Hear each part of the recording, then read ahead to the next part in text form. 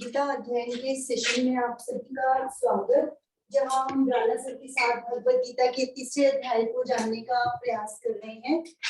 कल हमने श्लोक नंबर 36 पढ़ा था, जिसमें अर्जुन ने प्रश्न किया था कि क्या रीजन रहता है कि बलात् हम कई बार गलत काम कर बैठते हैं। क्या चीज है हमें जो ऐसे कामों में लगाती है। सभी उत्सुक हैं उसका उत्तर जानने के लिए, और अगले श्लोकों में सर ने बताया था कि इन्हीं प्रश्नों का हमें उत्तर मिलने वाला है। सर को प्रणाम और निवेदन कि आज के सेशन की शुरुआत करें। ओम वसुदेव सुतं देवं कंस चाणूरमर्दनम देवकी परमानंदम कृष्णं वंदे जगद्गुरुं। सभी को बहुत बहुत प्रणाम।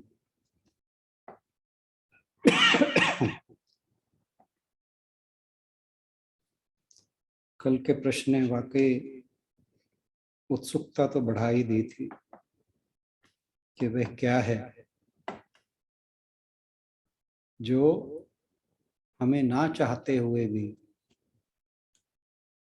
गलत काम करने के लिए प्रेरित करता है। और हमेशा इस आशा में बैठे हैं कि हमसे तो गलत काम हो ही नहीं सकते, कोई और है जो करवा रहा है। जानामि धर्मम न च मे प्रवृत्ति जानामि धर्मम न च मे निवृत्ति केनापि देवेन हृदय स्थितेन यथा नियुक्तस्मि तथा करोमि। दुर्योधन ने यही कहा था श्री कृष्ण को कि मेरे हृदय के अंदर कोई ऐसा देव बैठा है जो जैसा कहता है मैं करता हूं। हम भी इस बात से थोड़े से प्रेरित हुए कि शायद हमारे गलत कामों का भी जो दोष है वो किसी और पे मढ़ा जाए, क्योंकि blame is always good at the door of the other। हमारे ऊपर ना आए तो अच्छी बात है। और दुर्योधन का तो यही कहना था कि मेरे अंदर कुछ है जो मुझे प्रेरित करता है और उसी की आज्ञा अनुसार जो वह कहता है मैं करता हूं। लेकिन अर्जुन का जो प्रश्न है वो प्रश्न उसका भी इसी प्रकार का है, लेकिन अर्जुन के मन में यह जानने की इच्छा है वह क्या है जो ऐसा करवाता है हमसे, और वो क्यों जानना चाह रहा है। दुर्योधन तो कहता है कि मैं वही करता हूं जो वो करवाता है। अर्जुन जानना चाह रहा है वह क्या है जो ऐसा करवाता है, क्यों, ताकि उससे बचा जा सके। तो ये अंतर है दोनों की मनस्थिति में। दुर्योधन अपने आप को बदलना नहीं चाहता और अर्जुन चाहता है कि अगर कोई ऐसी शक्ति है, ऐसा कोई बल है जो हमसे गलत कार्य करवाता है, तो भगवान जी जो हैं वो फिर एकदम से, जैसे अर्जुन को एक शॉक ट्रीटमेंट दिया था, उसे तो नहीं, हमारे लिए जरूर शॉक ट्रीटमेंट होगा कि हम सोचे बैठे हैं कि कुछ ऐसा मिल जाएगा जिसके ऊपर हम ब्लेम डाल सकेंगे। तो अर्जुन का प्रश्न था कि किस बलवान की प्रेरणा से बड़े बड़े बुद्धिमान भी पापों का आचरण करने लगते हैं। अथ केन प्रयुक्तोयम पापम चरति पुरुषः।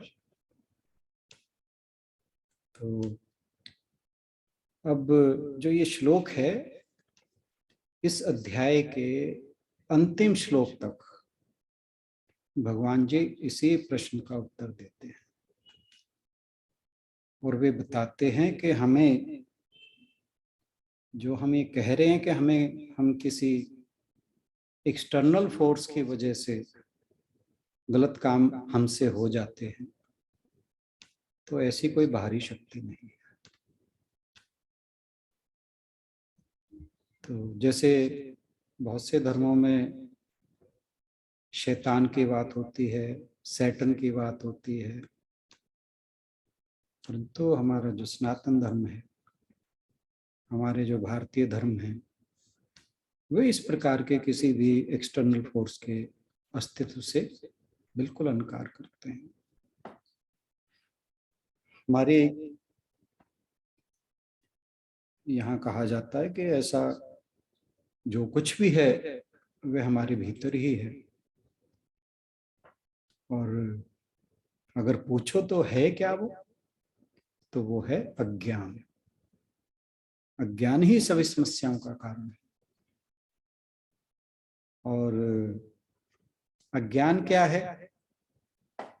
अज्ञान दो लेवल पे काम करता है। पहले लेवल पे तो धर्म और अधर्म, इसके बीच में हम फर्क नहीं कर सकते। तो यह जो अज्ञान है या अविवेक है कि सही क्या है, गलत क्या है, इसका विवेक हमारे भीतर नहीं होता। इस संबंधी अज्ञान हमारे अंदर है। और एक हाई लेवल की अगर बात करें तो आध्यात्मिक स्तर पर अगर ऊंचे स्तर की बात की जाए तो वहां पर जो ये शक्ति हमारे भीतर जो गलत कार्य करने को प्रेरित करती है वो भी अज्ञान है, पर वो अज्ञान है आत्म और अनात्म का। क्योंकि जो हमारा वास्तविक रूप है वही आत्म है, उसके अतिरिक्त हर चीज अनात्म है। तो वो जो धर्म अधर्म, आत्म अनात्म संबंधी अज्ञान है, अविवेक है, वही वो शैतान है जो हमसे गलत कार्य करने की प्रेरणा देता है। तो वो कोई बाहरी शक्ति नहीं है। तो ये जो आगे के श्लोक आने वाले हैं वो सारा लगभग उसका सार यहाँ पर जो है इन पंक्तियों में बताया गया है। पर जो यह वाला श्लोक है जिसकी हम आज बात करने वाले हैं, तो उसमें भगवान जी क्या कहते हैं उसके विषय में हम चर्चा से पहले आशु बहन से अनुरोध कि वो जरा श्लोक पढ़ते हैं।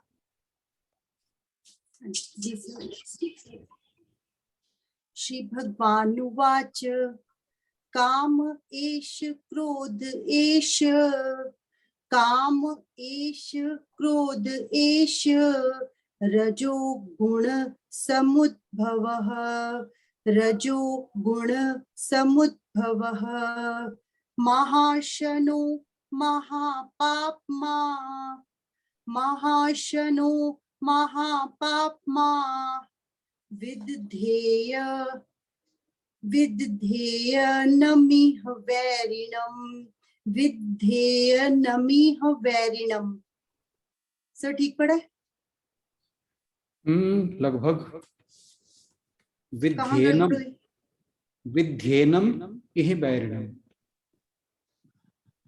विध्ये ध्येय ना, ये भी है। एनम है ना साथ में, विधि एनम ओके, इह वैरिणम। विध्येनम इह वैरिणम। वैरिणम। ओके। श्री भगवान उवाच, श्री भगवान ने कहा, कामः विषय वासना, एषः यह, क्रोधः क्रोध, एषः यह, रजः गुण, रजोगुण से, समुद्भवः उत्पन्न, महाअश्नः सर्वभक्षी, महापाप्मा महान पापी, विद्धि जानो, एनम इसे, इह इस संसार में, वैरिणम महान शत्रु। श्री भगवान ने कहा, हे अर्जुन, इसका कारण रजोगुण के संपर्क से उत्पन्न काम है, जो बाद में क्रोध का रूप धारण करता है और जो इस संसार का सर्वभक्षी पापी शत्रु है। तो भगवान जी अर्जुन से कहते हैं उसके प्रश्न का उत्तर देते हुए, कामेशः एष क्रोधेश रजोगुण समुद्भव। तो रजोगुण से उद्भव यानी उदित हुआ, उत्पन्न हुआ काम, यह जो काम है और वही जो क्रोध है। अब यहाँ पर काम एवं क्रोध नहीं भगवान जी ने कहा, वर्ड दो जरूर आए हैं। ये थोड़ा सा देखने वाली बात है कि यहाँ पर काम और क्रोध की बात नहीं हो रही है। कहा कामेश जो काम है, क्रोधेश वही क्रोध भी है। तो ये कोई दो अलग अलग चीजें नहीं है।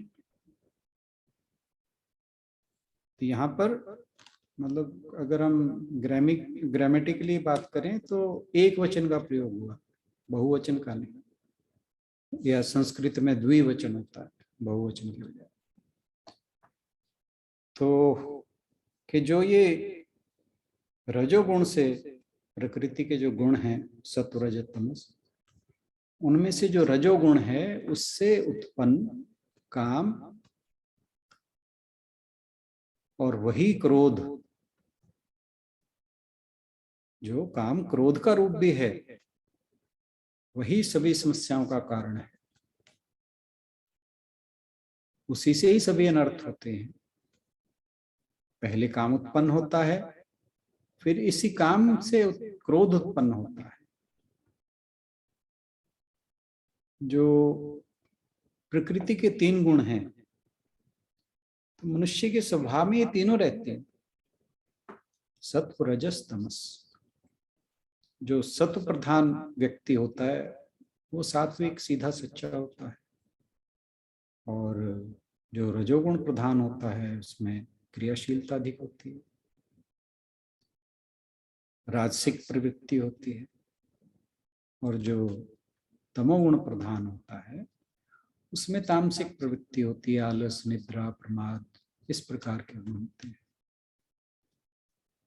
तो जो रजोगुण है उससे राग तथा द्वेष की वृद्धि होती है। राग क्या है कि जो संसार के पदार्थ हैं, तो जो मनुष्यों को अपने मतलब लाइक डिसलाइक हम बात करते हैं कि अपने लाइकिंग के हों, तो उनके प्रति आदमी जो है वो अट्रैक्ट होता है, और जो लाइकिंग के ना हों उनके प्रति रिपेल होता है, उनसे दूर भागता है। तो रजोगुण से राग और द्वेष की वृद्धि होती है, और रजोगुण से राग की और राग से रजोगुण की वृद्धि होती है। मतलब रजोगुण क्या है? क्रियाशीलता। अब रजोगुण से जब राग उत्पन्न होता है तो हमारे किसी चीज को के प्रति लाइकिंग बढ़ती है। लाइकिंग बढ़ती है तो उसको पाने की इच्छा होती है। उसको पाने की इच्छा जब होती है तो उसको पाने के लिए मनुष्य क्रियाशील होता है। तो इसका मतलब क्रियाशील हुआ तो इसका मतलब उसका रजस गुण जो है वो बढ़ गया। तो ये दोनों एक दूसरे की हेल्प करते हैं बढ़ने में। रजोगुण बढ़ेगा तो राग बढ़ेगा, राग बढ़ेगा तो रजोगुण बढ़ेगा, और दोनों एक दूसरे की हेल्प करते हैं बढ़ने में। और जब मन के कोई वस्तु अनुकूल होती है, जिसके प्रति चाह होती है, उससे काम उत्पन्न होता है, उसको पाने की इच्छा उत्पन्न होती है, कामना का जन्म होता है वहां से। और कामना के साथ ही तृष्णा, वासना, आशा भी कामना के कारण ही उत्पन्न होती है। तो मन का ये जो विक्षेप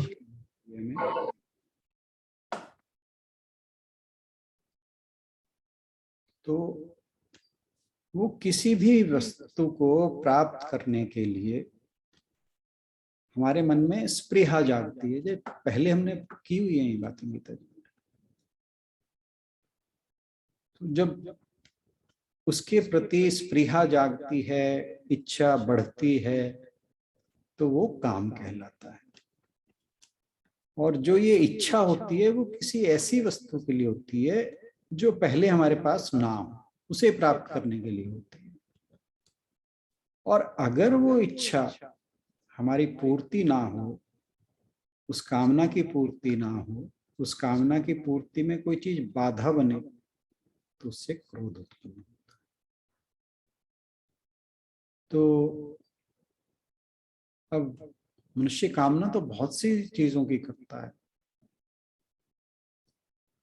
परंतु जगत में नाना प्रकार के पदार्थ हैं, नाना प्रकार की वस्तुएं हैं और असंख्य प्राणी हैं।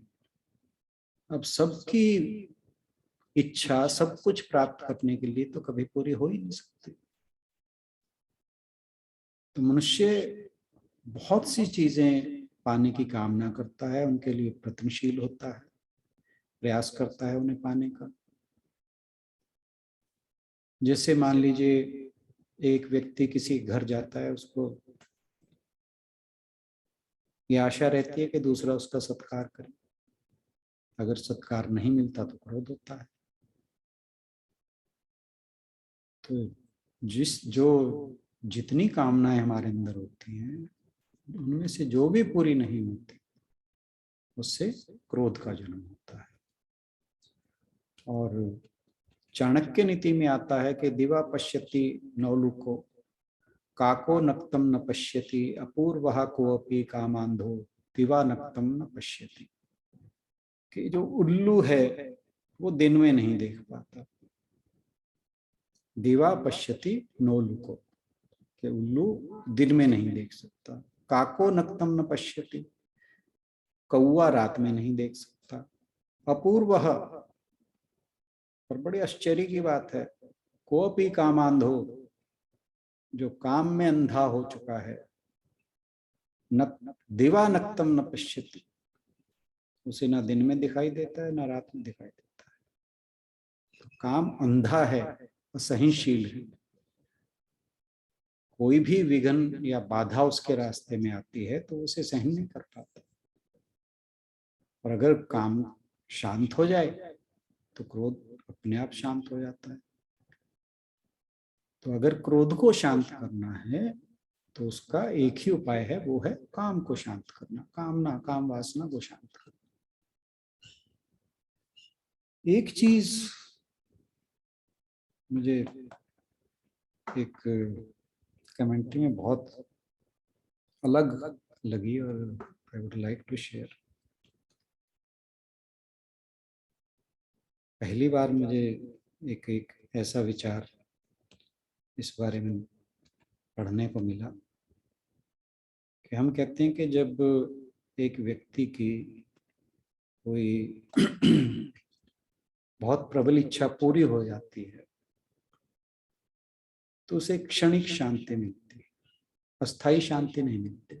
ये हम सारे जानते हैं। और हम कहते हैं कि वो क्षणिक शांति इसलिए मिलती है कि वह इच्छा पूरी हो गई। यहाँ पर जो कमेंटेटर है उसने एक अलग विचार प्रस्तुत किया, जानने योग्य है। वो कहता है कि ये जो मन में क्षणिक शांति उत्पन्न होती है, सुख की अनुभूति होती है, वो इच्छा पूरी होने के कारण नहीं होती। होता क्या है कि जब हमारी कोई इच्छा पूरी होती है, सुनने वाली बात है, जब हमारी कोई इच्छा पूरी होती है तो उस समय हमारे मन में कोई इच्छा उस समय के लिए, कुछ समय के लिए एब्सेंट हो जाती है। तो इच्छा का एब्सेंट होना वो हमारे लिए शांति या सुख लाता है, ना कि जो हम कहते हैं कि इच्छा पूरी हो गई इसलिए मन में शांति होती है। I hope you got the point. कि हम कहते हैं कि हमारी इच्छा पूरी हो गई इसलिए क्षणिक सुख या शांति मिली, बट नो, ही सेज कि because once the desire has been fulfilled, at that moment there is no desire in our mind, and that absence of desire in our mind leads to a momentary peace or sukha, whatever you say. तो एक अच्छी बात थी, share की मैंने आपसे, अलग थी। और जबकि हम अक्सर इस सुख या शांति का श्रेय उस वस्तु की प्राप्ति को देते हैं, ना कि इच्छा की एब्सेंस को। तो अगर हम, और ये बात इसलिए भी इम्पोर्टेंट है इस पर्सपेक्टिव से जानना, कि हम कहते हैं कि अगर हमारे मन से इच्छाएं निकल जाएं तो हम परमानंद को प्राप्त हो जाते हैं। तो अगर उस कंटेक्स्ट में भी इस बात को देखें तो ये बात ज्यादा मतलब रेलेवेंट है, बजाय जो हम अक्सर बात कहते हैं कि इच्छा पूरी होने से हमें सुख या शांति मिलती है। अब इच्छा की पूर्ति होने की बात रही तो काम की पूर्ति असंभव है, क्योंकि वेदांत का मानना है, वेदांत कहता है कि हमारे मन में जो इच्छाएं उत्पन्न होती हैं वो इस बात का संकेत देती हैं कि हमारे अंदर कुछ अभाव है। तो जो व्यक्ति स्वयं को अभावग्रस्त मानता है तो किसी भी वस्तु के प्राप्त करने पर वह अभाव पूरा नहीं हो सकता, वो पूर्णता कभी नहीं आ सकती, क्योंकि एक लिमिटेड चीज में अगर कुछ लिमिटेड चीज जोड़ दी जाए तो वह कभी अनलिमिटेड हो ही नहीं सकता।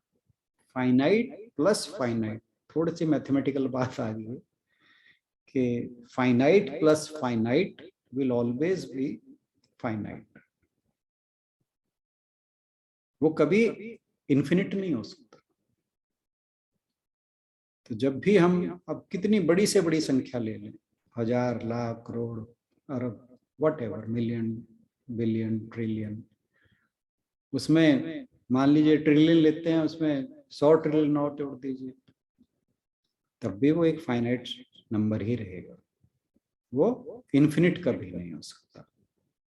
तो अगर किसी के मन में अभाव है और वो उस अभाव को इच्छाओं को पूरा करके, चीजों को प्राप्त करके, धन को प्राप्त करके, संपत्ति को प्राप्त करके, वस्तुओं को प्राप्त करके वो पूर्ण होना चाहता है, तो वह कभी पूर्ण नहीं हो सकता। तो अगर हमारा दृष्टिकोण या पर्सपेक्टिव यह है कि हम किसी चीज को या बहुत सी चीजों को प्राप्त करके हमारा भाव दूर हो जाएगा, तो यह बिल्कुल इलॉजिकल है। और इसके विषय में एक मैंने मेरे ख्याल बताई थी कहानी, राजा ये आती थी कि उसने जब वो वृद्ध हो गया, बहुत भोगी व्यक्ति था, जब वह वृद्ध हो गया तो उसे लगा कि मेरी काम वासना भी पूरी नहीं है। उसने अपने पुत्रों से कहा कि मुझे अपना यौवन दे दो। अब वो यौवन कैसे ट्रांसफर होता था वो तो एक अलग बात होगी, तो हमें जो समझने की बात है वो ज़्यादा इम्पोर्टेंट है। तो उसने पहले पुत्र से पूछा, बड़े पुत्र से उसने मना कर दिया, दूसरे, तीसरे, जो सबसे छोटा पुत्र था, चौथा पुत्र उसका, उससे जब उसने कहा तो उसने कहा हाँ मैं आपको अपना यौवन देने के लिए तैयार हूँ, और वह फिर यंग हो गया, जवान हो गया। और कहते हैं कि उसने 1000 साल तक फिर विषय भोगों का उपभोग किया, और उसके बाद फिर उसे ये रियलाइज हुआ कि इन विषय सुखों की तृप्ति नहीं हो सकती। फिर उसने अपना जो पुत्र था उसे यौवन प्रदान कर दिया, वापस दे दिया, और राज्य भी उसे को दे दिया, और फिर वो वन की ओर संन्यास लेकर चला गया भगवान की अपने स्वरूप को जानने के लिए, भगवान की प्राप्ति के लिए, भगवत प्राप्ति के लिए। तो स्वर्ग का सुख मिलने पर भी हमारी इच्छा या काम वासना या कामना कभी पूरी नहीं हो सकती। काम जो है वो सभी अनर्थों और पापों का कारण है, और बहुत से पाप युक्त कर्म जो हमारे द्वारा होते हैं वो काम के कारण होते हैं। धन, सत्ता, संपत्ति, प्रतिष्ठा, इन सब की कामना के प्रभाव से मनुष्य ना जाने किस किस प्रकार के कर्म करता हुआ अन्याय करता है, अत्याचार करता है, शोषण करता है, हिंसा करता है। ये सारे पाप कर्म उसके द्वारा केवल और केवल कामनाओं की पूर्ति के लिए होते हैं। एक और हमने पहले भी बात की हुई है कि ये जो चारों सनत कुमार आदि महात्मा हैं, ये कहते हैं कि एक बार भगवान विष्णु के वैकुंठ में उनसे मिलने गए। द्वार पर जो द्वारपाल थे वो जय विजय थे। तो जब ये द्वार पर पहुंचे तो जय विजय ने, और एक बात और कि इन चारों कुमारों का वैकुंठ में भगवान विष्णु के पास मतलब बेरोक टोक का आना जाना। तो उस दिन ना जाने क्या बात हुई कि जो द्वारपाल थे जय विजय, उन्होंने इन्हें टोक दिया कि आप, हाँ क्यों टोका कि भगवान विष्णु ने जय विजय को कहा था कि मैं सो रहा हूँ। भगवान की लीला थी कि मैं सोने जा रहा हूँ, कोई भी आए तो उसे अंदर मत आने। और जब ये चारों सनत कुमार आदि कुमार वैकुंठ के द्वार पर जाते हैं तो वो तो उसी सोच के साथ जाते हैं कि हमें कोई रोकने वाला नहीं, बेरोक टोक है हमारा वहां जाना। जब द्वार पर पहुंचते हैं तो जय विजय उनसे कहते हैं कि भगवान से अभी आप नहीं मिल सकते। और ये तुरंत क्रोध के आवेश में आकर उन दोनों जय विजय को 3 जन्मों तक राक्षस होने का श्राप दे देते हैं। तो जो उनकी कामना थी प्रभु से मिलने की वो पूरी नहीं हुई, तो इसलिए उनके मन में क्रोध आ गया। तो ये वो लोग थे। अब सोचिए कि किस प्रकार के लोग होंगे जो सीधे भगवान विष्णु से मिलना जुलना था, जिनको बेरोक टोक मिलना जुलना था। तो जब ऐसे व्यक्ति जो हैं कामना के प्रभाव में आकर क्रोधित हो सकते हैं, तो फिर मनुष्य का तो कहना ही क्या। तो जब क्रोध आता है, अब जब कामना पूरी नहीं होती तो क्रोध आता है। तो ये तो हमें बात समझ में आ रही है। क्या ऐसा भी होता है कि जब क्रोध आए तो कामना का उदय हो? ऐसा भी होता है। अब जब मान लीजिए किसी ने मुझे गाली दी,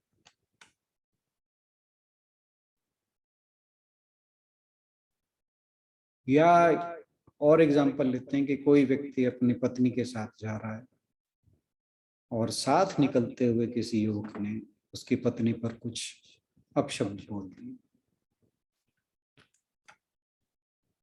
और अब वो जो व्यक्ति है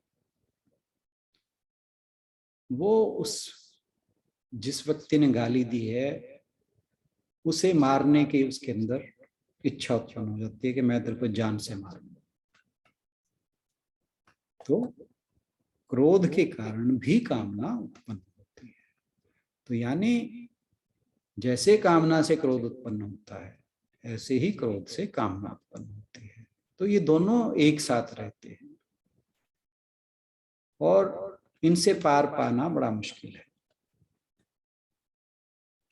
और दोनों साथ कैसे रहते हैं ये हम दूसरे अध्याय के 62वें और 63वें श्लोक में भी पढ़ चुके हैं।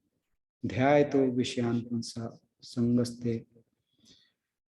संगस्तेषु उपजायते संगात संजायते कामः कामात् क्रोधो अभिजायते क्रोधात् भवति सम्मोह सम्मोहात् स्मृति विभ्रमः स्मृति भ्रंशात् बुद्धिनाशो बुद्धिनाशात् प्रणश्यति। तो संगात संजायते काम, आसक्ति से काम उत्पन्न होता है, कामात् क्रोधो अभिजायते, और काम से क्रोध उत्पन्न होता है। तो इसलिए भगवान जी कहते हैं कि महाशनो महापापमा विद्येनम ही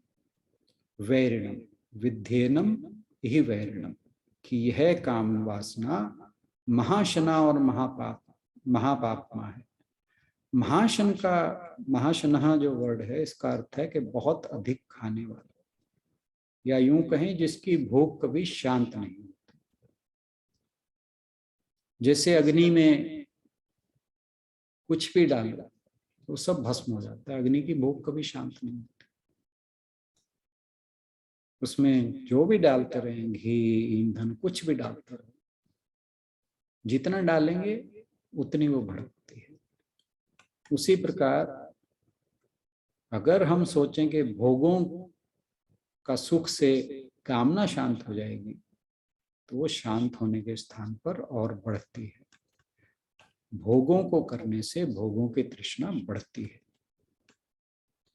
तो इसका मतलब ये है कि जो कामना है वही मनुष्य के हृदय में स्थित राक्षस है या शैतान है, जिसे हम कहते हैं कि वो क्या है जो मनुष्य से गलत काम करवाता है।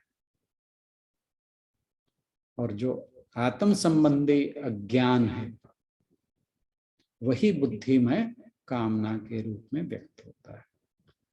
तो काम या क्रोध ही वह राक्षस है जो हमें परिस्थितियों के साथ समझौता करने को विवश कर देता है, आदर्शों को भुलाकर हमें पाप करने के लिए उद्यत कर देता है। और हमारी जितनी भी कामनाएं निम्न प्रकार की होंगी उतना ही हमारा आचरण जो है, जो कामनाएं हैं वो हमारे विवेक को हर लेती हैं। और जितनी मनुष्य के अंदर कामनाएं उत्पन्न होती हैं उतनी ही मन की वृत्तियां उत्पन्न हो जाती हैं। और ये जो मन की वृत्तियां हैं यही दुख का कारण बनती हैं। तो ये जो काम है वो महाबलवान है। जो ये पिछले श्लोक में अर्जुन ने पूछा था, वो कौन सा बलवान है जिसकी प्रेरणा से होकर मनुष्य ना चाहते हुए भी गलत काम करता है। तो इसी की प्रेरणा से बड़े बड़े ज्ञानी पाप के आचरण में रत हो जाते हैं। विश्वामित्र को देख लीजिए, नारद मुनि को देख लीजिए। इसी काम वासना के कारण ये दोनों धोखे में आकर अपने अपने जो मार्ग था उसे भटक गए थे। तो फिर साधारण मनुष्यों की तो बात ही क्या की जाए। तो साधारण पुरुषों की तो ये दशा है, जब वो जैसे आया था कि जो काम से अंधा हो जाता है तो उसे न दिन में दिखाई देता है न रात में दिखाई देता है। ऐसा हो जाता है कि जैसे उसकी आंखों पर किसी ने पट्टी बांध दी और घने जंगल में छोड़ दिया। छांदोग्य उपनिषद में ये बात आती है। वहां पर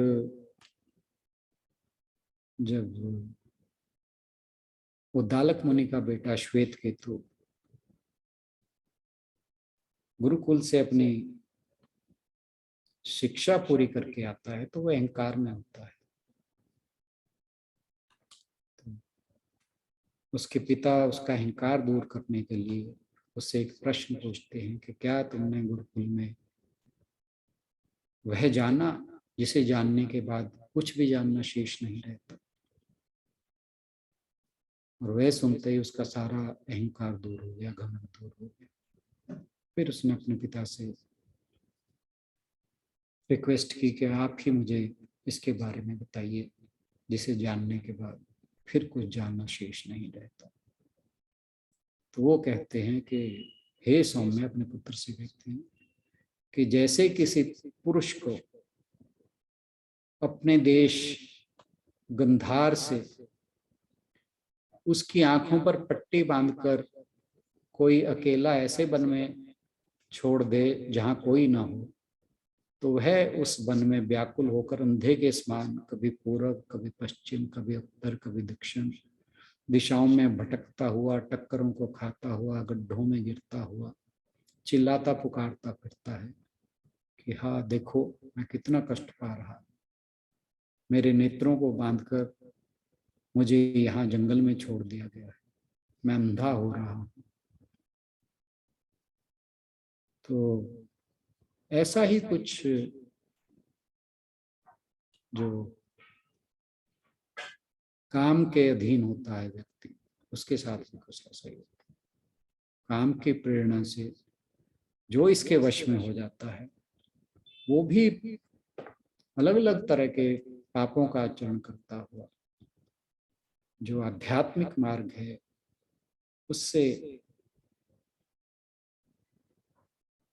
अलग होकर दुखी होता घूमता है। और उसकी सारी इंद्रियां विकारित हो जाती हैं। जैसे मान लीजिए किसी बर्तन में या बोतल में एक छोटा सा छेद है, तो उस छोटे से छेद के कारण बोतल का पानी जो है बिल्कुल खाली हो जाएगा, सारा निकल जाएगा। तो इसी प्रकार ये जो काम रूपी अवगुण है, ये मनुष्य के अंदर कितने भी गुण छिपे हैं उन सब गुणों को नाश कर देता है। काम समस्त पापों का मूल है, धन अच्छे तो बात होगी। काम मनुष्य का प्रमुख वैरी है। काम मनुष्य की बुद्धि का अपहरण करके उससे बलपूर्वक पाप करवाता है। और काम के वशीभूत होने पर मनुष्य का अधोपतन होने लगता है। वो जो अपने मार्ग से नीचे उतर जाता है उसका पतन होने लगता है। क्योंकि ये जो दूसरे अध्याय का 63rd श्लोक था उसमें आया था ना, बुद्धि नाश प्रणश्यति। जैसे ही उसकी बुद्धि का नाश होता है तो उसका भी नाश हो जाता है। तो भगवान जी के यहाँ कहने का मतलब ये है कि रजो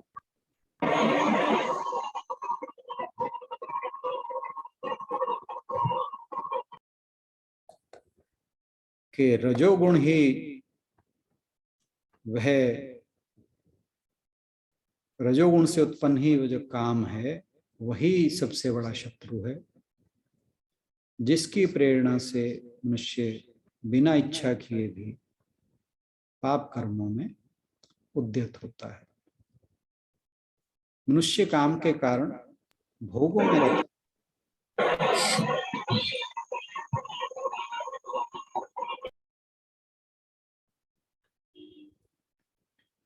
भोगों में रत होकर स्वार्थी और कठोर हो जाता है।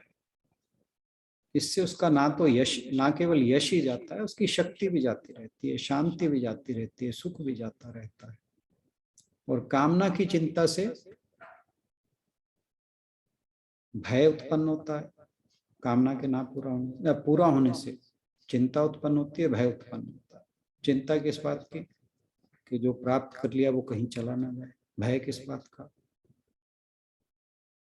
कि जो मेरे पास अभी तक नहीं आया है, नहीं उल्टा बोला कि जो नहीं आया है उसकी चिंता रहती है और जो आया हुआ है उसके जाने का भय रहता है।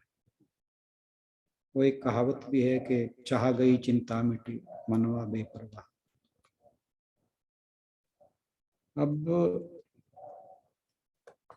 ये तो हमें पता लग गया कि ये कामना या काम ही है जिसकी वजह से मनुष्य पाप कर्मों में उद्यत होता है। तो फिर इसका इलाज क्या है, उपाय क्या है? तो नीति कहती है कि जो दुश्मन है, यहाँ वैरी कहा है काम को, कि जो दुश्मन है उसका दमन साम दाम दंड भेद इनसे किया जाना चाहिए। लेकिन साम दाम दंड भेद वाली नीति काम पर काम नहीं करती, कामना पर या काम वासना पर काम नहीं करती। क्योंकि अगर कामनाओं को बलपूर्वक दबाया जाए तो फिर कुछ समय बाद उनमें विस्फोट होता है, विस्फोट के रूप में प्रकट होती है। 5वें अध्याय में भी भगवान जी काम क्रोध को कंट्रोल करने के लिए कहते हैं कि 23वां श्लोक है, शक्नोति है यह सोढ़ुम प्राक शरीर विमोक्षणात् काम क्रोधोद्भवम वेगम स युक्तः स सुखी नरः। कि जो मनुष्य इसी लोक में शरीर त्यागने से पूर्व ही काम और क्रोध से उत्पन्न हुए वेग को सहन करने में समर्थ है, वह योगी है, वह सुखी मनुष्य है। फिर 16वें अध्याय में भी काम क्रोध के विषय में कहा है, 21वां श्लोक, कि त्रिविधम नरकस्येदम द्वारम नाशन आत्मनः कामः क्रोधस्तथा लोभ तस्मादे त्रयम त्यज्य। के काम क्रोध और लोभ ये आत्मनाश के 3 द्वार हैं, इन तीनों को त्याग देना चाहिए। अब रजोगुण जो है वो क्रिया प्रधान है और कामना या काम वासना का कारण भी वही है, उसी के कारण उत्पन्न होती है। तो जो काम है उसके अंदर ऊर्जा भी है और ये ऊर्जा मनुष्य को कर्मण्य बना सकती है, यानी उसे क्रियाशील बना सकती है। वे चाहे तो इस ऊर्जा का उपयोग करके कुछ भी कर सकता है। तो वो होगा कैसे कि जो कामना है इसको किसी उच्च आदर्श की ओर मोड़ दिया जाए। जैसे हम कहते हैं कि जो मोक्ष की इच्छा है वो इच्छा नहीं है,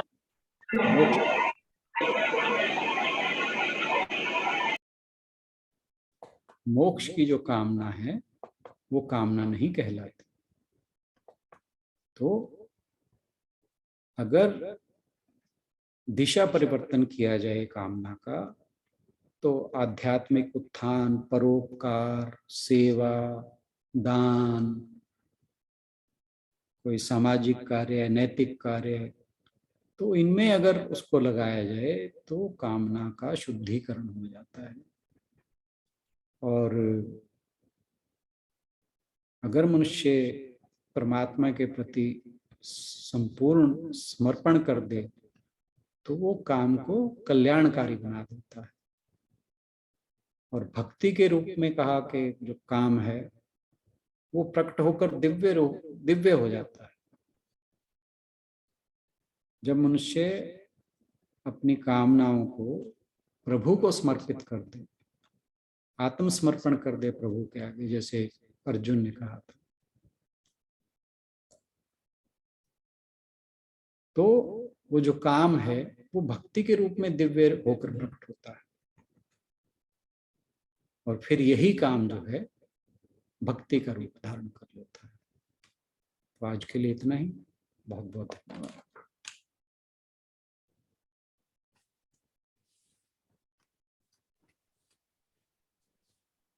धन्यवाद सर आज की व्याख्या के लिए।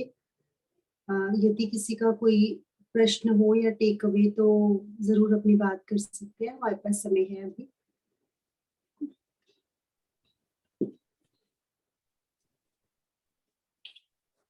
सर दूसरे अध्याय में तो अर्जुन को इसका मतलब बताया था उन्होंने, यही चीज जो आपने बताई है। फिर भी जो आपने बोला विषय वासनाओं का, वो जो दो आपने श्लोक बोले हैं, तो वो तो दूसरा अध्याय तो के बाद ही तीसरा अध्याय आया। इसका मतलब अर्जुन को भी वहां पे क्लियर नहीं हुआ ना, फिर तभी वो बार बार वो प्रश्न। ये अगर दूसरा अध्याय अर्जुन को क्लियर हो जाता या हमें क्लियर हो जाता, फिर आगे 16 अध्याय तो आने ही नहीं थे। ये 16 अध्याय इसीलिए है कि वो चीजें क्लियर नहीं हुई। भगवान जी ने संक्षेप में सब कुछ बता दिया वहां, अब उसे विस्तार से बता रहे, अब एक एक बात को विस्तार से बता रहे। क्योंकि अगर दूसरे चैप्टर में ही सब कुछ क्लियर हो जाता तो अर्जुन भगवान से ये ना कहता कि जी आप मुझे ये बताओ कि मैं कर्मयोग का मार्ग फॉलो करूं के ज्ञान मार्ग। फिर ये प्रश्न ही कहां उठता था। ये प्रश्न उठा, इसी का मतलब है। और ये कहा भी जाता है कि जब आप अपने वास्तविक स्वरूप को समझ जाते हैं, फिर आपके सारे संदेह दूर हो जाते हैं, आपके मन में कोई प्रश्न नहीं बचता।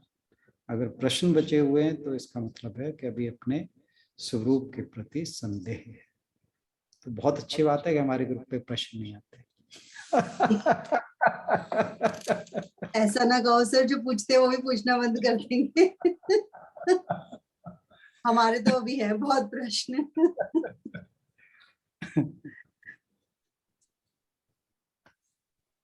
अंजू दीदी काफी दिन बाद आए हैं। अंजू दीदी कुछ पूछना चाहेंगे? कुछ दिनों से आते हैं थोड़ी देर के लिए। हाँ नमस्कार। वाकई। नमस्ते जी। नमस्ते। हाँ जी। हाँ कुछ थोड़ी देर के लिए आती हूँ बस। काम कुम का कुछ ऐसे ही चल रहा है तो इसलिए बस बोलती नहीं हूँ, चुपचाप सुनती रहती हूँ क्योंकि गीता सामने नहीं होती मेरे। पुस्तक जो है ना वो सामने नहीं होती, बस मैं सुनती हूँ। अच्छा लगता है सुनना, आप लोगों को छोड़ना अच्छा नहीं लगता ना, ये भी मोह है। ये ये मोह जो है ना, ये पता नहीं मोह अच्छे वाला मोह है मुझे लगता है। मैं वही कह रहा हूँ, ये मोह अच्छा है। वो है नहीं हाँ ये दाग अच्छे हैं। हाँ जी। हाँ जी बिल्कुल। अच्छा, कामना तो खैर छूटते छूटते ही छूटेगी, कामना इतनी जल्दी नहीं जाती है। अभी भी चीजों की इच्छा, कोई चीज अच्छी देखते हैं तो लेने की इच्छा होती है, अभी भी होती है, ये नहीं छूटी है। और इतनी जल्दी मुझे नहीं लगता मेरी छूट जाने वाली है। ऐसे लगता नहीं है। सुंदर चीज देख के ना होते ही है इच्छा लेने की। जी जी जी